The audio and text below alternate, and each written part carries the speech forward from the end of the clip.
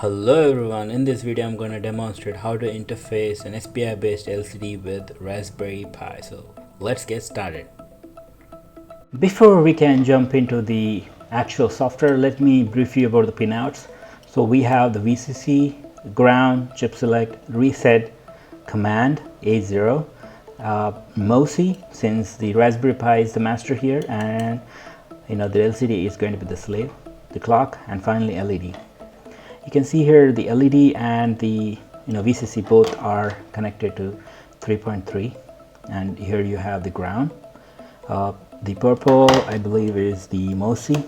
Yep, that's the MOSI on the Raspberry Pi here. That would be, I believe, it's GPIO 10. Yep, and the yellow, sorry, that's orange. The orange is the clock. Again, the clock of the SPI 0 interface of Raspberry Pi. On the other end, we have the brown. The brown goes to the chip select. We are using chip select 0, and next we have the reset line. I believe the reset line, I have configured it for GPIO 25. So that would be actually after the ground here. So if I see here, this is GPIO 24, and then you have a ground, and this is GPIO 25, and finally we have the chip select here. So let me bring it to the center, so if you're able to see that properly. So that's at the high level about the pinouts for the LCD with the Raspberry Pi. So let's jump into the software. After you have booted up Raspberry Pi, the first thing you need to enable is the SSH and the SPI interface. Let me zoom a little bit. Okay, so you need to do raspi config and go to the interface option, SSH, and the next thing would be interface option and SPI.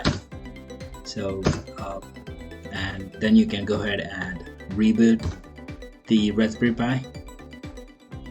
Once the Raspberry Pi is all booted up, let's try doing PuTTY. I know the IP of Raspberry Pi. Okay, let me go ahead and log in.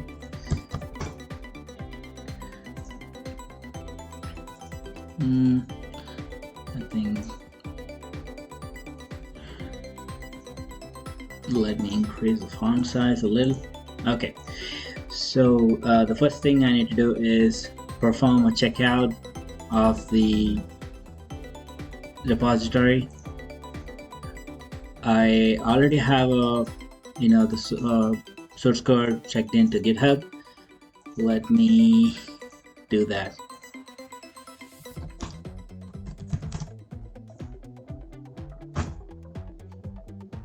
Okay, so all you have to do is follow a set of instructions already provided in my GitHub account. But you need to install a set of libraries, packages, you can say that, for Python. In my case, most of the things should be already up to date, and once we're done with that, the next comes installing the Raspberry Pi GPIO library, and then Adafruit GPIO library. So recently I've seen that the Raspberry Pi GPIO library comes built in, but Adafruit, this is something you may have to install. And with respect to the operating system, I'm using Raspberry Pi OS. If you use any other operating system, I'm not really sure if this tutorial will work for you. I believe yes. So we have the setup. We can go ahead and sudo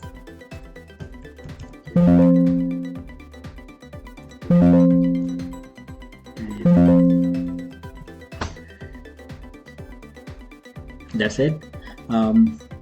We have it installed, and We can go ahead and test the examples. We have a couple of them, like the frame rate test image, which pretty much loads the cat image on the display.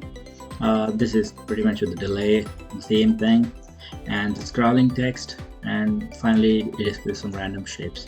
So let me open up the camera on my phone and record the display as well. Let me quickly open these text example. So what we primarily use is the build library, which is below, or you can say Python image library, and these are the packages we had installed, and we are using the ST7735 driver based LCD here, and we are importing that along with the Adafruit GPIO library and the the Adafruit GPIO SPI library. The actual dimension is 128x160, and here I've clocked it at 60 megahertz, but I've seen it work even at 4 megahertz. And this is the message we're going to display. You can see here, this is the configuration. DC is nothing but the data and command. We are using the GPI 24, and reset line we're using GPI 25. You can see here I've configured this SPI 0, and the port and device is 0, and this is where the actual SPI is initialized.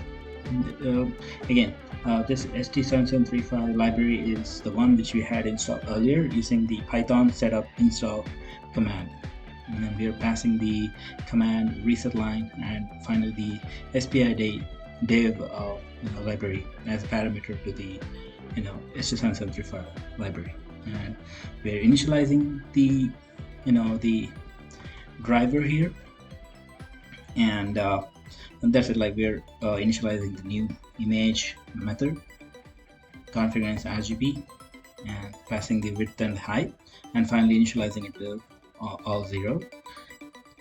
And with the draw interface, we're passing the initialized image variable. This is something you can change it as for, and also you have to ensure that you do have this font installed on your operating system. And once you have installed the font, pass it to the the text function along with the message, and this is where we finally go ahead and initialize the X and Y. We are going to scroll the text in the horizontal format, but again, it's all about the orientation you have set on the display, and that's it. And this is where we go ahead and put it in loop and make it scroll from left to right, from right to left. And yep, let's go ahead and exit, and we're going to now go ahead and display the screen. Yep, Python scrolling.txt, and you should be able to see this on the display. Yep, there you go. Similar way, again, there's a code to display a cat, image of a cat. Yep, there you have it. I'm going to paste the link in the description for downloading the entire source code. Please do like, share, and subscribe for more videos like this. Thank you.